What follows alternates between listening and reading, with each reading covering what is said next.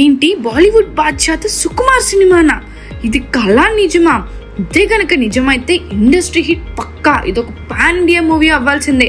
అసలు సుకుమార్తో ఎవరు తీయబోతున్నారు, ఎవరు తీస్తే అంత హిట్ అవుతుందని ఫ్యాన్స్ అనుకుంటున్నారు? ఆ వివరాలన్నీ చూసుకునే ముందు మన ఫిల్మీ బౌల్ ఛానల్ని లైక్ చేయండి, షేర్ చేయండి, సబ్స్క్రైబ్ చేసుకోండి. Hello movie lovers, Bollywood Badshah Shahrukh Khan Sukumar కాంబినేషన్లో ఓ ప్రాజెక్ట్ రాబోతుందనే వార్త ఫిల్మ్ సర్కిల్లో హాట్ టాపిక్ గా మారింది.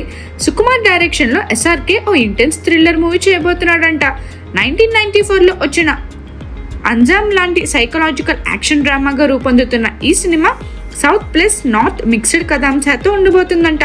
ముఖ్యంగా షారుఖ్ ఖాన్ తన ఇంటర్వ్యూలో చాలాసార్లు అల్లు అర్జున్ పుష్ప సినిమాలోని మేనరిజం గురించి ప్రశంసించడం ఆసక్తికరమైన విషయం. అదే టైంలో సుకుమార్ స్టైల్, నేరేషన్, విజువల్స్ చూసిన బాలీవుడ్ మేకర్స్ ప్రశంసలు కురిపించారు.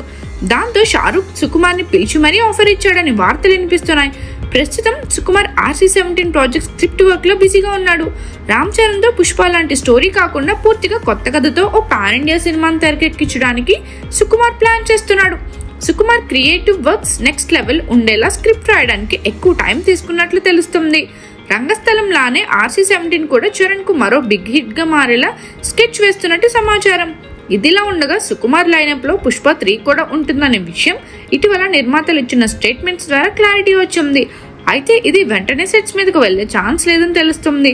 ప్రస్తుతానికి అల్లు అర్జున్ వేరే ప్రాజెక్ట్స్ లో బిజీగా ఉండడంతో పుష్ప 3 కొంత ఆలస్యమయ్యే సూచనలు కనిపిస్తున్నాయి.